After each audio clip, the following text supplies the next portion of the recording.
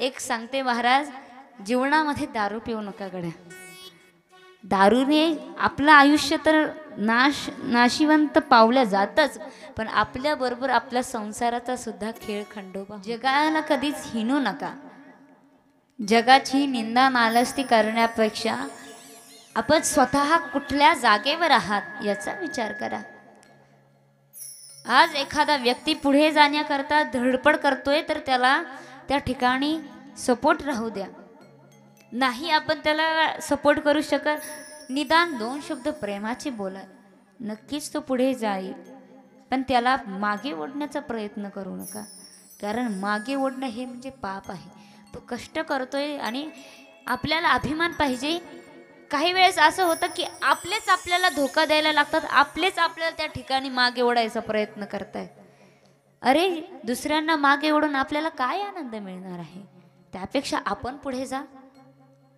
माणसानं मळकं असावं पण जळकं नसू नये. तुमच्या अंगावर किती हजाराचे कपडे आहे, तुमच्या अंगावर किती हजाराचे दागिने आहेत, तुमचा घर किती मोठा आहे, याच्याशी जगाला काही घेणं नाही. पण तुमच्या मनामध्ये किती आपल्याबद्दल प्रेम आहे, तुमच्या मनामध्ये किती माणुसकी आहे, तुमच्या मनामध्ये किती आपुलकीपणा आहे, हे जग बघतं महाराज. समोरचा मोठा होतोय आणि आपण त्याच्यावर जळतोय. अरे जळून कोणाचं भलं झालंय? जो जळला तो भस्मच झाला, हे नक्की. म्हणून स्वतः कधीच इतरांवर जळू नये. तर ज्याच्यावर आपण जळतोय त्याच्यापेक्षा आपली जास्त प्रगती व्हावी याच्याकडे आपण विचार केला पाहिजे. म्हणून तुम्ही जे आपले आपले करतात ना, हे आपले आपले नाहीत. कारण आपण जेव्हा जातो ना तेव्हा आपली तिरडीवर कोणी उडी मारत नाही. जेव्हा आपली प्रेत त्या ठिकाणी जळायला लागतं ना, असं कोणी म्हणत, एखाद्याला दुःख होत नाही एवढं. पती वारला असेल तर पत्नी म्हणणार नाही की आता मला सती जायचंय. ती म्हटली गेलं तर जाऊ दे, मी दुसरा करून घेईन. बरोबर आहे का नाही? नाही तर गेला ते जाऊ दे, म्हातारच होता असं बी ताण देत होतं, बरं झालं मा डोक्याचा ताण गेला. बेवडा होता म्हणून गेला, दारुडा होता म्हणून गेला. एक सांगते महाराज, जीवनामध्ये दारू पिऊ नका गड्या. दारूने आपलं आयुष्य तर नाशिवंत पावलं जातच, पण आपल्या बरोबर आपल्या संसाराचा सुद्धा खेळ खंडोबा होतो. जीवनामध्ये सगळ्या गोष्टी करा पण दारू पिऊ नका गड्या. अरे जाम पे जाम क्या पीते हो, आधी रात में उतर जाएगी. जाम पे जाम क्या पीते हो, आधी रात में उतर जाएगी. प्याला पीना है तो हरिनाम का पियो, तेरी जिंदगी सुधर जाएगी. या फालतू गोष्टीमध्ये व्यसन करणं म्हणजे, तुम्हाला व्यसन करायचंय ना तर माझ्या प्रभूच्या नामाचं व्यसन करा, हरिनामाचं व्यसन करा, राम नामाचं व्यसन करा. अरे राम नामाचं व्यसन तुम्ही केलं तर तुम्हाला भगवंताची प्राप्ती होईल. दारूचं व्यसन केलं तर तुम्हाला कोणाची प्राप्ती होती हो? सांगा बरं मला पुरुष मंडळ, कोणाची प्राप्ती होती? कोणाचीच होत नाही महाराज. अहो आज आपण दारू पितोय ना तर आपल्यामुळे आपलं घर सुद्धा बिघडत चाललंय. अहो ती माता माऊली तिचं घरदार सोडून, तिच्या वडिलांचं नाव सोडून, तिच्या वडिलांचं आडनाव सोडून, सगळं सोडून ती तुमच्या घरी येते. तुमच्या घरी येऊन तुमच्या परिवाराला आपलंसं करते, आपला परिवार म्हणून ती तिथे नांदायला लागते. तुम्ही सुखी राहावं याचा सर्वांचा विचार करून, प्रत्येक सदस्याचा विचार करून ती तुमच्या घरी येते आणि तुमच्या कुटुंबाचा सांभाळ करते. तुमची सुद्धा जबाबदारी आहे की तिचा सांभाळ करायचा. कारण तुम्ही सर्वजण तिला आणायला गेला होतात. ती तिच्या घरच्यांना येऊ शकत नव्हते. तिला एकटी आणण्याकरता तुमची सगळ्यांची गरज त्या ठिकाणी पडली. पण आता ती तुमच्या घरी एकटी म्हणून आली, तिलाही आपलंसं करा, तिच्या इच्छा पूर्ण करा. काय लागतं माझ्या माऊलीला, माझ्या माईला काय लागतं? जो व्यसन करत असेल त्याला एकच म्हणणं असतं का हो, तुम्ही दारू पिता, तुमच्या जीवनाचा नाश होतोय, पण आपला संसार सुद्धा आज वाटेवर आलाय. तुम्ही दारू पिता ना, आपल्या मुलाबाळांच्या शिक्षणावर परिणाम होतोय. तुम्ही दारू पिताय ना तर त्या ठिकाणी आपल्या शिक्षणावर त्या ठिकाणी परिणाम होतोय, आपल्या नातेवाईकांवर परिणाम होतोय. एवढंच नाही तर आपल्यासोबत जे नातेसंबंधी आपले होते ते सुद्धा तुटून जात आहेत. नका ना पिऊ दारू. हात जोडते दादा, एवढीच विनंती ती माऊली तुमच्या समोर करते, तरीही तुम्ही तिचं ऐकत नाही. शेवटी तिला आत्महत्या करण्याची पाळी येते महाराज. तिला कधी कधी रॉकेल घेण्याची पाळी येते, औषध पिण्याची पाळी येते. तिने शेवटपर्यंत तुमचं कुटुंब सांभाळण्याचा प्रयत्न केला, पण तुम्ही सुधरत नाहीये, तेव्हा तिला ह्या स्टेपला जावं लागतंय महाराज. अरे त्या माऊलीने तुमच्याकडून काय अपेक्षा केली? अरे तुम्ही दारू पिऊन त्या ठिकाणी नालीत पडत होता, तर ते दिवसभर लोकांच्या रानामध्ये जाऊन काम करत होती, कष्ट करत होती, आपल्या मुलाबाळांना सांभाळत होती, आपल्या सासू सासऱ्यांना सांभाळत होती. अहो तुम्ही जेव्हा नालीत जाऊन त्या ठिकाणी पडत होता दारू पिऊन, तेव्हा त्या ठिकाणी तुमच्या मुलांच्या शिक्षणाची फीस त्या बाईनं भरली. जेव्हा तुम्ही दारू पित होता त्यावेळेस त्या बाईनं तुमचे सर्व नाते संबंधी जोडले, सर्व काही केलं तुमच्या करता. मग तुम्ही तिच्या करता एवढंही करू शकत नाही? दारू पिल्याने लय सुख भेटतं का हो? विनोदानं सांगते महाराज, एक दारुड्या होता, दारुड्या. त्या दारुड्यानं काय केलं, त्याच्या बायकोला दारू दिली म्हणे, आणि बायकोला दारू दिली आणि म्हणे एवढी दारू पिऊन बघ. ती म्हटली की नाही मी दारू नाही पिऊ शकत, पण म्हणे एवढी घेऊन बघ. तिनं घेऊन बघितली आणि पाहिल्यावर म्हणे किती कडू आहे वही. ती म्हणे तुला आत्ता कळलं का माझ्या जीवनाचं दुःख? माझं जीवनाचं दुःख पण असंच कडू आहे म्हणे. अहो तुमचं दुःख कशाने कडू आहे मला तेच समजत नाही. म्हणून जीवनामध्ये व्यसन करू नका. व्यसन केल्यानं कोणाचं भलं झालं नाही. शेवटी त्या शरीराचा नाश झालेला आहे, काहीच झालेलं नाही.